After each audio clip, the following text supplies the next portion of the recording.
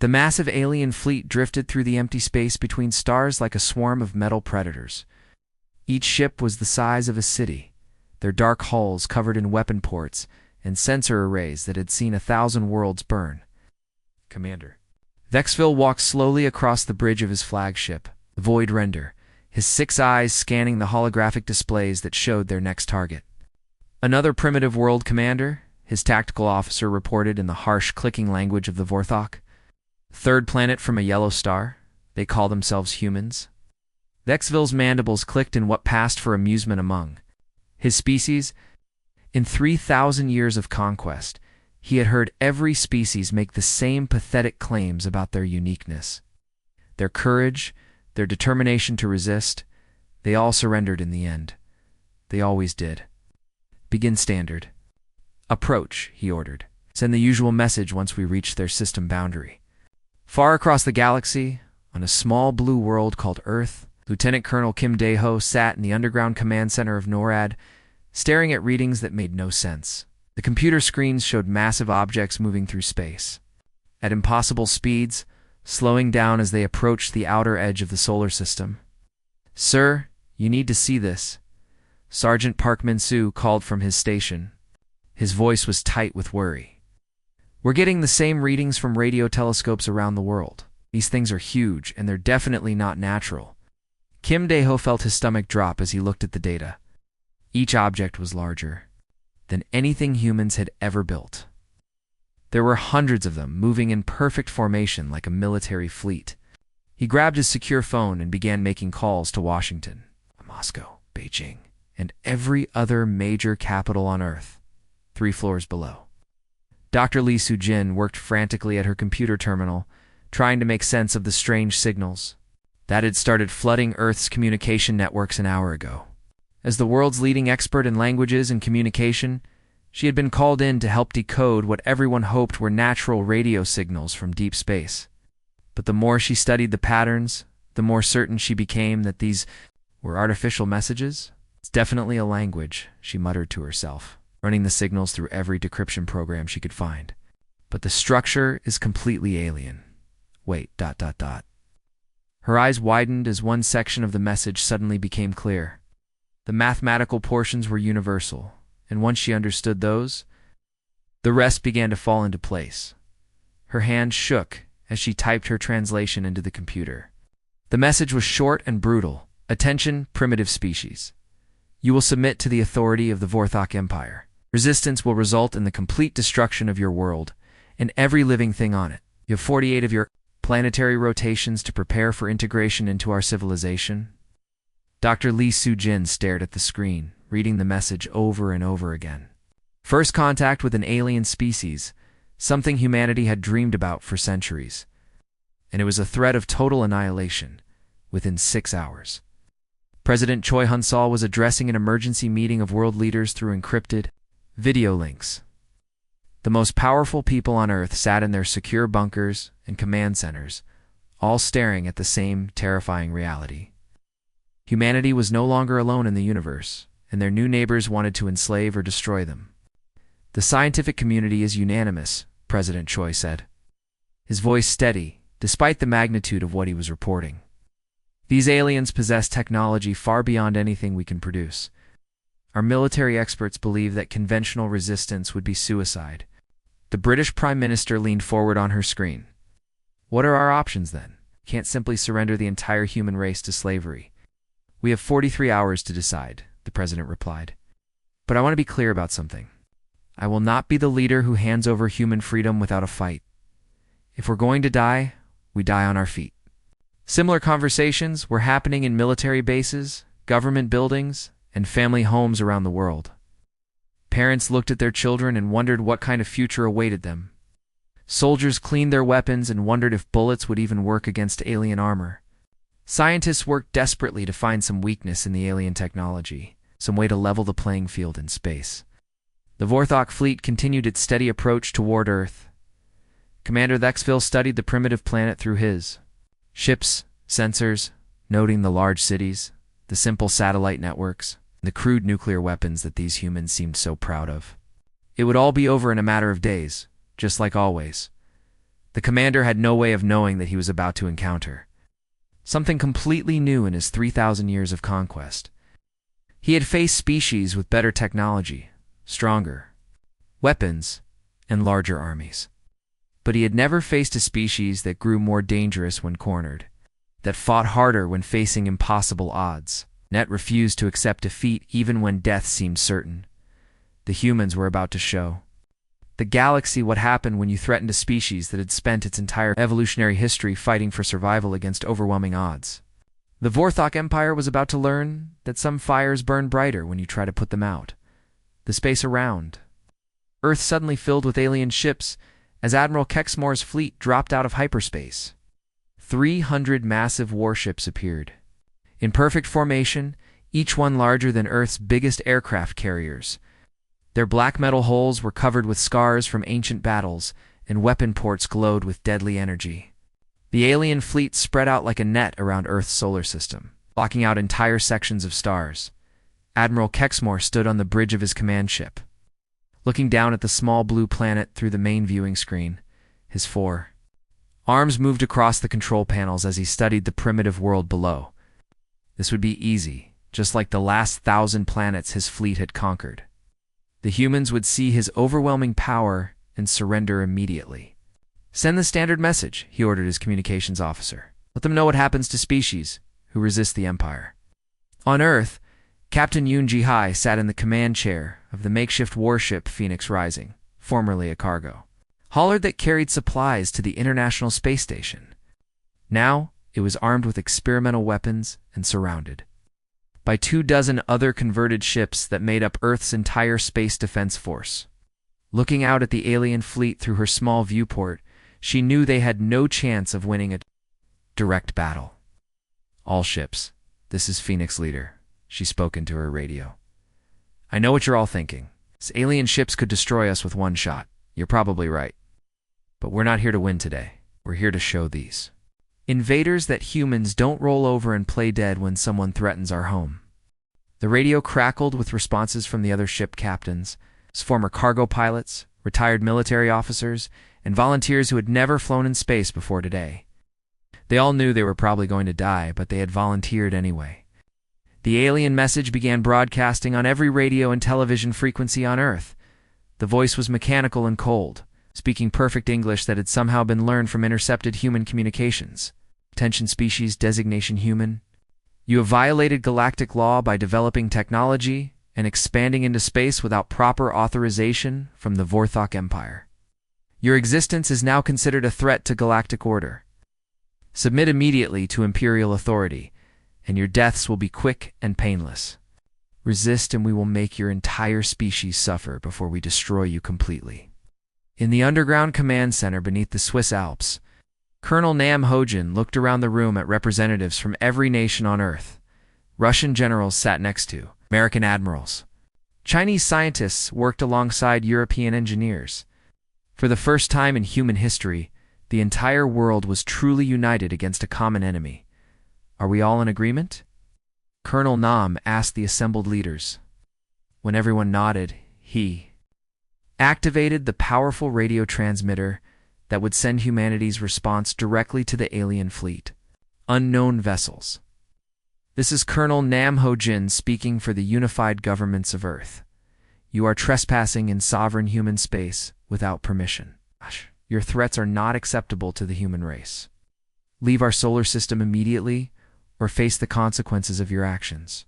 On the alien command ship, the bridge crew heard the human response and began making sounds that might have been laughter in their harsh, clicking language.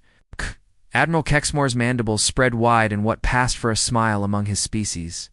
"These primitives dare to threaten us," he said to his officers. "Scan their pathetic little fleet. How many ships do they have?" 26 vessels, Admiral, his tactical officer replied. "All converted civilian craft with primitive chemical weapons. Their largest ship mass is less than one of our fighter escorts." Amusing Admiral Kexmore clicked. "Perhaps we should destroy a few of their cities to help them understand their situation better." But before the alien fleet could begin their attack, Earth made the first move. Major Song Yuna watched from the lunar observation base as hundreds of rockets launched from Earth's surface. Not the small fleet of human warships, but Earth's entire nuclear arsenal. Act! Intercontinental ballistic missiles, submarine-launched, weapons, and strategic bombers, all headed toward carefully calculated points in space around the alien fleet. All warheads detonating in 3, 2, 1. Major Song counted down as she watched the tactical display. Space around the alien fleet lit up like 1,000 suns as every nuclear weapon Earth possessed exploded simultaneously. The electromagnetic pulses and radiation would have destroyed any human spacecraft instantly. But when the light faded and the sensors cleared, the alien ships hung in space completely undamaged. Their energy shields had absorbed the entire nuclear assault without even flickering. Admiral Kexmore looked at the tactical display showing the human nuclear attack and felt something like disappointment. He had expected more from a species brave enough to threaten the Empire, but their most powerful weapons had been completely useless. "Prepare to destroy their moon base," he ordered. "We will begin bombing their major cities until they surrender." But Major Song Yuna was already activating the next phase of Earth's defense plan. The nuclear attack had been expected to fail. It was never meant to damage the alien ships. It was meant to provide cover for what came next. Phase 2 initiated, she whispered into her communicator. "Deploy the surprises." Hidden among the wreckage of the nuclear explosions, thousands of small objects began moving toward the alien fleet. They looked like space debris, but each one carried a human crew and a very special weapon that Earth scientists had been secretly developing for decades. The attack began just as the sun rose over the Pacific Ocean. Massive beams of pure energy shot down from the alien ships like lightning from an angry god. The first beam hit Sydney, Australia, turning the entire city center into a lake of molten glass in seconds. The Sydney Opera House, the Harbour Bridge, and 2 million people simply vanished in a flash of white light. Moscow was next. The energy beam struck the Kremlin and spread outward in a perfect circle, vaporizing everything for 20 miles in every direction. Red Square, the Bolshoi Theater, and 3 million Russian citizens ceased to exist in the time it takes to blink. Tokyo followed minutes later. The beam carved through the city like a giant sword, leaving behind only a smoking crater where Japan's capital had once stood. Mount Fuji glowed red in the distance as the heat from the attack melted snow that had been frozen for centuries. Admiral Kexmore watched the destruction from his command ship with satisfaction. This was how conquest was supposed to work. Overwhelming force, destroy a few major population centers, and the survivors would surrender immediately. It had worked on every other planet in the galaxy. "Send the surrender demand," he ordered his communications officer. "Tell them they have 6 hours to submit, or we destroy 6 more cities."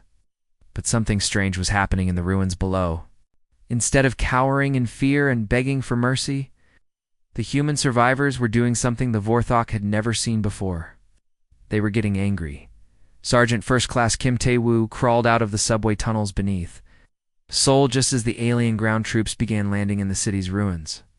His uniform was torn and bloody, and half of his unit was dead, but his eyes burned with a fury that surprised even him. Behind him, 200 other survivors emerged from basements, sewers, and collapsed buildings, all carrying whatever weapons they could find. "Listen up," Kim Tae-woo told his makeshift army of soldiers, police officers, and ordinary citizens. "Those alien bastards just killed 5 million of our people. They think that makes us weak. They think that makes us afraid. But they're wrong. They just gave us nothing left to lose." The first Vorthok patrol entered the ruins of Seoul an hour later. 6 alien soldiers in powered armor, each one 7 feet tall, and carrying energy weapons that could melt through steel. They moved carefully through the rubble, scanning for signs of human resistance with their advanced sensors. They never saw the attack coming. Kim Tae-woo and his people had spent the last hour studying the aliens, learning how they moved, how they communicated, and most importantly, how they died. The power packs on their armor had cooling vents. Helmets had vision slits. And when they were surprised, they reacted just slowly enough for a human with a rifle to put a bullet through the gap in their neck armor. The entire patrol was dead in 30 seconds. Not one alien had time to send a distress signal. 3,000 miles away, in a secret laboratory buried deep in the Rocky Mountains. Dr. Ominyung worked by the light of emergency generators, surrounded by pieces of alien technology that her team had recovered from the battles in space. She was one of Earth's leading experts in advanced physics, and what she was seeing shouldn't have been possible. The energy weapons use some kind of quantum field manipulation, she explained to the Emergency Research Council through a video link. We can't build anything like this with current human technology, but we don't need to build it. We just need to break it. Her hands moved quickly over the alien power cell she had disassembled. The technology was incredibly advanced, but it had one weakness that its creators had never considered. It was designed to be stable and safe. Human weapons were designed to explode. If we can overload the quantum containment field, the power cell becomes unstable, she continued. We can turn their own weapons into bombs. Every alien soldier becomes a walking grenade that we can detonate remotely. Meanwhile, Captain Bae Soo-ho was leading the most dangerous mission in human history. His team of 30 Marines had used captured alien shuttles to approach one of the smaller Vorthok destroyers. The ship was only the size of a skyscraper, but it carried enough firepower to level an entire city. Remember the plan, Captain Bae? Spurred into his radio as his team cut through the ship's outer hull with stolen alien tools. We're not here to capture the ship. We're here to make it explode and take as many of their other ships with it as possible. Moving through the alien corridors was like walking through a nightmare. The walls were covered with a strange, living metal that seemed to pulse with its own heartbeat. The air was thick and humid, smelling of chemicals that human noses had never encountered. And somewhere in the distance, they could hear the clicking, chittering sounds of the alien crew. The Marines moved like ghosts through the ship. Using captured alien weapons and homemade explosives, they had trained for urban warfare and shipboarding actions, but nothing had prepared them for fighting in an environment designed by a completely different species. Yet somehow they adapted. When they reached the ship's reactor core, Captain Bae Soo-ho set the timer on their improvised bomb and led his team to the escape pods. The explosion that followed lit up space like a new star, and the chain reaction destroyed 3 other alien ships that had been flying too close. Admiral Kexmore stared at his tactical displays in disbelief. In 6 hours of fighting, he had lost more ships and soldiers than in the previous 10 campaigns combined. These humans weren't fighting like any species he had ever encountered. They seemed to grow more dangerous every time he hurt them, like some kind of fire that burned brighter when you tried to put it out. The news spread through the galaxy like wildfire, carried by hidden radio transmissions and secret messages that the Vorthok Empire couldn't stop. On distant worlds that had been enslaved for centuries, beings who had forgotten what freedom meant began to hear impossible stories about a small blue planet called Earth. On the mining world of Kepler-4 for 2b, Zefka dragged her tired body through the chromium mines as she had done every day for 15 years. Her people, the Althari, had been slaves so long that most of them couldn't even remember their homeworld. The Vorthok overseers treated them like machines, working them 18 hours a day in the poisonous underground tunnels. But today was different. Hidden in her work clothes was a small communication device that her friend had smuggled from the alien supply depot. The device crackled with static as she pressed it to her ear, listening to the forbidden transmission that was being broadcast. Across the galaxy, ... the humans continue to resist on Earth, the voice whispered in the universal trade language. Vorthok ground forces have been unable to secure any major human cities. Human fighters have destroyed 12 Imperial warships in the last week alone. The Empire is requesting reinforcements from 17 different sectors. Zethka's heart began to beat faster as she listened. Somewhere in the galaxy, there was a species that was actually fighting back against the Vorthok Empire. Not just fighting, but winning battles. After 3,000 years of absolute rule, the Empire was being challenged by a race they had never heard of before. Did you hear? She whispered to her friend Mortek as they worked side by side in the mine shaft. The humans are fighting them.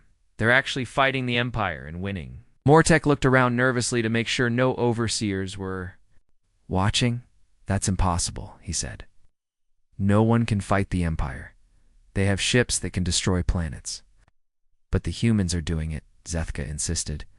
If they can fight back, why can't we? The ideas spread through the mind like a disease. Workers began talking in hushed voices during their short meal breaks.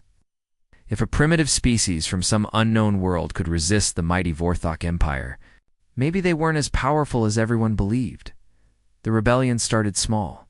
Work quotas began falling short as miners deliberately slowed their pace. Equipment mysteriously broke down more often. Supply convoys found their cargo mysteriously damaged or missing entirely. The Vorthok overseers at first assumed it was normal inefficiency and responded with their usual punishment, public executions. But instead of making the workers more obedient, the executions had the opposite effect. When they shot Zethka's friend Mortek for the crime of working too slowly, something snapped inside her and dozens of other workers. That night, they broke into the guard armory and armed themselves with stolen Vorthok weapons. The uprising on Kepler 4-4 to be lasted 3 days. The Althari miners, who had never fought in their lives, used their knowledge of the underground tunnels to ambush Vorthok patrols. They turned mining explosives into bombs and used heavy digging equipment as weapons. When Imperial reinforcements arrived, they found the mining facility completely destroyed, and the Althari escaped into the wilderness. News of the rebellion spread to other worlds within weeks. On 17 different planets, enslaved species began to remember that they had once been free. The reptilian Sarok threw off their chains on the factory world of Wolf 359c, the aquatic. Delphine sabotaged underwater cities throughout the Proxima Centauri system. Even the peaceful ethereals, who had been used as living computers for centuries, began refusing to work. Back on Earth, General Wang Dongmin crouched in his mobile command center, hidden beneath the shifting sands of the Sahara Desert. The command post was built inside 6 linked armored vehicles that moved constantly to avoid Vorthok orbital bombardment. Around him, officers from every nation on Earth coordinated the global resistance through encrypted radio networks. "We're getting reports from our deep space monitoring stations," his communications officer reported. "Caught up. Vorthok fleets are being pulled away from Earth to deal with uprisings in other systems. They're fighting battles on at least 50 different worlds now." General Huang smiled grimly as he studied the tactical display. Earth's resistance had accomplished something that 3,000 years of Vorthok rule had never faced: a galaxy-wide rebellion. Every day that humanity held out against the invasion, more enslaved species found the courage to fight back. "Send this message to all resistance cells," he ordered. "We're not just fighting for Earth anymore. We're fighting for every species the Empire has ever conquered. Every Vorthok ship we destroy here is one less ship they can use to suppress rebellion somewhere else." In a secret hangar hidden in the Australian outback, Lieutenant Colonel Park Yun-Zu watched her technicians attach captured Vorthok engines to modified human fighter jets. The hybrid spacecraft looked like mechanical nightmares with alien technology, bolted onto human airframes using whatever materials they could find. "Are you sure these things will work?" asked her chief engineer, looking skeptically at the bizarre hybrid craft. "Honestly?" "No," Lieutenant Colonel Park replied. "The alien engines are too powerful for our ships. Half the pilots who fly these things will probably be killed when the engines overload. But they'll give us something we've never had before: the ability to fight the Empire in space outside our solar system." The first test flight killed the pilot when his ship exploded during acceleration. The second pilot made it to Jupiter before his engines failed, and he died in the vacuum of space. But the third pilot, Captain Lee Jin-ho, successfully flew his hybrid fighter to Proxima Centauri and back, becoming the first human to travel faster than light. Within weeks, a squadron of these deadly hybrid fighters were striking Vorthok supply convoys throughout local space. They were suicide missions, and everyone knew it, but volunteers lined up anyway. For the first time in the war, humans could carry the fight beyond Earth's orbit.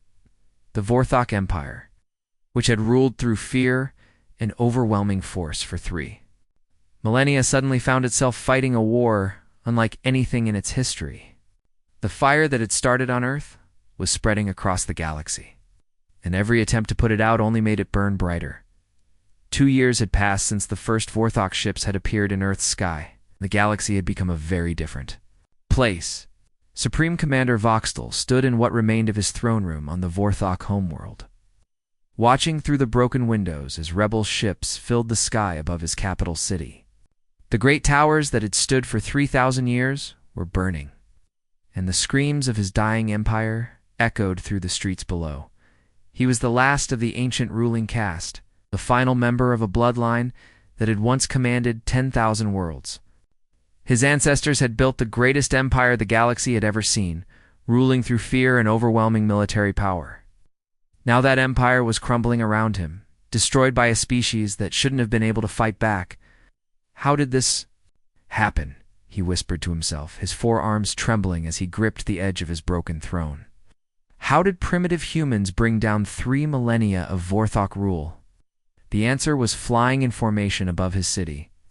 Ships from 47 different species, all working together under human leadership to destroy everything his people had built. Reptilian Sauric fighters flew alongside aquatic Delphine cruisers. The peaceful ethereals had somehow learned to build weapons of war, and leading them all were the humans, the impossible species that had started this galactic rebellion. On Earth, President-elect Shin Mirei stood before the largest gathering of alien species in galactic history. The Great Assembly Hall had been built in the ruins of New York City, where the first Vorthok bombardment had carved a crater 3 miles wide. Now that crater was filled with a beautiful crystal dome where representatives from dozens of worlds could meet as equals. Earth itself bore the scars of 2 years of war. Entire cities had been reduced to glass and ash. Millions of humans had died in the fighting. But the planet's people had never surrendered, and their example had inspired half the galaxy to rise up against their oppressors. Friends and allies, President Shin Mirei said, her voice being translated into 47 different languages simultaneously. We gather here today not as conquerors, but as liberators. 2 years ago, the Vorthok Empire made a terrible mistake. They thought that because they had superior technology and bigger weapons, they could enslave anyone they wanted. They forgot that some things are more powerful than any weapon. The alien representatives listened intently as she continued. Some had gills and breathed through water-filled helmets. Others had scales, feathers, or skin that changed color with their emotions. But they all shared the same look in their eyes, the fierce joy of beings who had rediscovered freedom. The Vorthok conquered through fear, the president said. But humans fight through hope. We don't just fight for ourselves. We fight for the idea that every thinking being in the galaxy has the right to be free. And we will never stop fighting until that right is secured for everyone. High above the Vorthok homeworld, Admiral Ko Jae-soon commanded the final battle of the war from the bridge of his flagship, the Liberation. He had started the war as a captain in Earth's makeshift defense fleet, flying a converted cargo ship against impossible odds. Now he commanded a fleet of 3,000 vessels from dozens of different worlds, all united in their determination to end Vorthok tyranny forever. All ships, this is Admiral Ko, he spoke into his communication system. Today we finish what Earth started 2 years ago. Today we prove that no empire, no matter how old or how powerful, can stand against beings who refuse to be slaves.